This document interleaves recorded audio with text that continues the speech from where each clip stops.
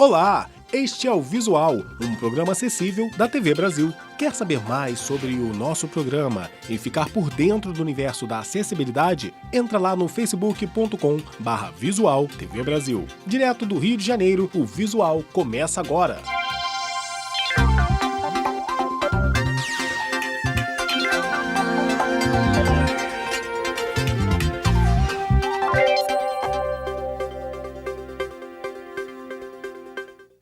Estão abertas as inscrições para o Sistema de Seleção Unificada, o SISU.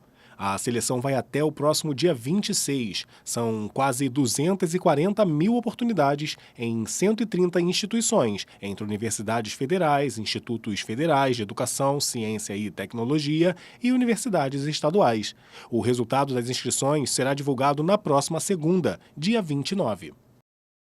Quase 750 mil declarações de imposto de renda ficaram retidas na malha fina da Receita Federal. O número representa 2,5% das mais de 30 milhões entregues no ano passado.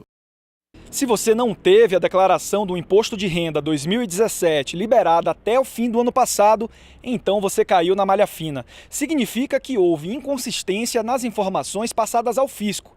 E agora é hora de corrigir a declaração. O contribuinte deve acessar o site da Receita Federal. Lá tem um local chamado ECAC, que é o atendimento virtual ao contribuinte. Lá ele tem o levantamento, a orientação da Receita sobre os problemas que a Receita Federal identificou. Ele pode concordar e regularizar no próprio site, já gerando o DARF de recolhimento da diferença. Ele pode, em algumas situações, ser obrigado a retificar a declaração, como casos que envolvem bens ou informações que são mais complexas.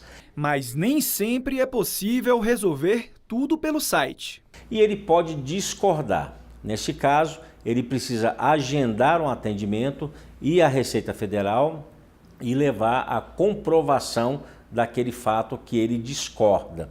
Não necessariamente você vai pagar uma multa, só se o imposto não tiver sido quitado. Aí a multa é de 20% antes de a Receita notificar o contribuinte e 75% depois da notificação. 747 mil declarações ficaram retidas no ajuste de contas com a Receita no ano passado. Os principais motivos foram omissão do rendimento do titular ou dos dependentes, divergências na declaração do imposto retido na fonte, deduções e despesas médicas. Os erros se concentram mais nas despesas tributáveis mesmo, como o plano de saúde, onde você paga para toda a sua família, mas nem todos os membros da sua família são dependentes acolhidos pela legislação tributária. Lembrar que balé, idioma, academia de música, enfim, essas despesas não são dedutíveis. E existe um erro de sonegar receita quando você inclui um filho como dependente, mas que fez um estágio e que recebeu uma bolsa de estágio. Então você pode incluir o seu filho como dependente, desde que inclua o rendimento dele também como estágio. Então fique ligado e evite ter de retificar no ano que vem. Então anote aí, o site da Receita Federal para quem precisar fazer a retificação é o cave.receita.fazenda.gov.br. Uma pesquisa divulgada por uma ONG que participa do Fórum Econômico Mundial de Davos, na Suíça, mostra o aumento da desigualdade entre ricos e pobres no Brasil e no mundo. Segundo a ONG britânica Oxfam, o patrimônio dos bilionários brasileiros cresceu 13% no ano passado. Já a participação da metade mais pobre da população na economia diminuiu, de 2,7% para 2%. O número de bilionários no Brasil aumentou, de 31 para 43. E os 5 mais ricos do país concentram renda equivalente à dos 100 milhões mais pobres, novamente a metade menos favorecida da população. Para mostrar a distância entre os bilionários e os mais pobres, a Oxfam calculou que um brasileiro que recebe salário mínimo teria que trabalhar 19 anos para acumular o mesmo que ganha em um mês um integrante da elite, formada por 0,1% da população. O levantamento mostra ainda o aumento da desigualdade no mundo. 8 homens possuem a metade da riqueza global. E de toda a renda produzida no planeta em 2017, 82% foram para o grupo de 1% formado pelos mais ricos. Enquanto isso, a metade mais pobre da população do planeta não teve nenhum aumento no patrimônio. O Brasil é o segundo país com mais casos de hanseníase no mundo. São cerca de 30 mil novos casos a cada ano. Para combater a doença e o preconceito sobre ela, está sendo feita uma campanha durante o mês de janeiro para oferecer tratamento e esclarecimento sobre a hanseníase. Nas mãos de seu Mariano, as consequências do diagnóstico tardio. Mas a hanseníase tem tratamento e cura. O Brasil é o segundo país com maior número de casos, atrás apenas da Índia. Todos os anos são 30 mil novos diagnósticos por aqui. Por isso, a campanha Janeiro Roxo visa esclarecer a população sobre os sintomas da doença. Se eu percebo uma manchinha, que às vezes eu toco, e a sensibilidade é diferente do outro local, né, simétrico, então eu já fico desconfiada. Foi Dona Maria que desconfiou quando os primeiros sinais apareceram no marido. Começou tipo alergia no rosto, grossa no rosto, né? Aí eu desconfiei que era a hanseníase. Além da doença, muitos pacientes precisam conviver com preconceito, já que a hanseníase é infecto-contagiosa e pode ser transmitida por meio de secreções e saliva, por exemplo. Por isso, a importância do diagnóstico precoce. Depois de iniciado o tratamento, 99% dos casos deixam de ser transmissíveis já nas primeiras doses. Diante do diagnóstico, ele passa pelo dermatologista. Diante disso, ele já começa a tomar medicação, que é acompanhado pelo enfermeiro. Tem uma dosagem que é acompanhada do enfermeiro a cada 30 dias e demais eles tomam em casa mesmo. Nas pernas deste jovem de 19 anos, ficaram apenas as marcas dos sintomas que o levaram ao médico. E depois de 1 ano de tratamento, hoje ele participa de atividades para evitar qualquer sequela. E comemora porque está curado. Eu fiz o tratamento e, graças a Deus, terminei. Tá sumindo, graças a Deus. Agora, só esperando já o resultado do exame para receber alta. As más condições do transporte público estão levando muitos brasileiros a buscarem outras alternativas, como os aplicativos de transporte particular. É o que revela uma pesquisa inédita sobre mobilidade urbana no país. A maioria dos brasileiros está infeliz com o transporte público. Nas ruas, as reclamações são frequentes. Eu acho que a qualidade poderia melhorar bastante, né?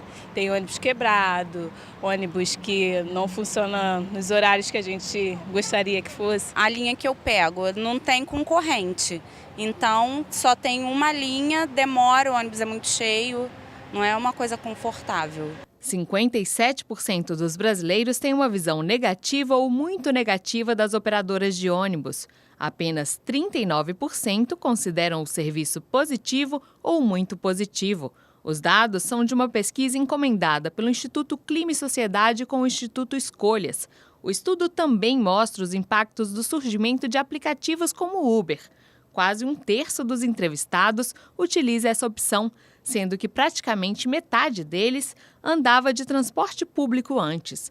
Apesar disso, grande parte apoia melhorias no transporte público e prefere que o setor tenha prioridade de investimentos ao invés da infraestrutura para carros. O ônibus ainda não é uma solução que traz rapidez, que traz conforto ou que traz até modicidade tarifária para a gente.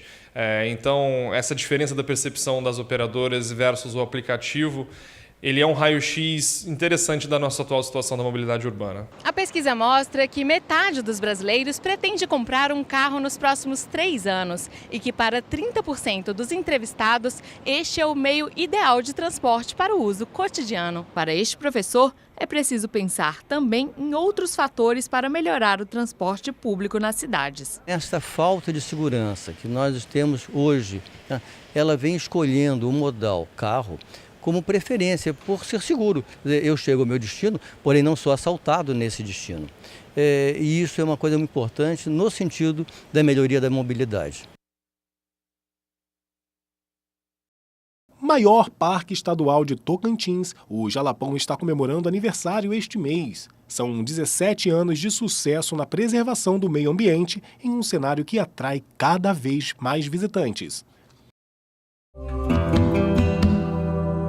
Criado em 2001, o Parque Estadual do Jalapão abrange uma área de 158 mil hectares. O aniversário do parque foi celebrado com um bolo e programação cultural no município de Mateiros. Região de encantos naturais, o Jalapão tem se tornado um dos atrativos mais procurados na região norte do país. Se você vai nas comunidades hoje, principalmente as quilombolas, aqui a cidade, você percebe que há um espírito diferenciado nas pessoas concernente ao turismo, né? Atrativos naturais, estratégias de conservação do cerrado e as ações das comunidades locais fazem do Parque Estadual do Jalapão um dos destinos mais procurados no que diz respeito ao turismo. Desde que a gente começou a trabalhar aqui na região como uma agência receptiva aqui, essa procura vem aumentando gradativamente. Para ter uma ideia, os números aí de 2016 foram 15 mil visitantes no Jalapão e o de 2017 já fechou com 20 mil visitantes, acima um pouco disso daí. Riqueza natural única, o Parque Estadual do Jalapão vive um momento de destaque quanto à proteção e à preservação ambiental e se transforma em um cenário ideal para as produções audiovisuais.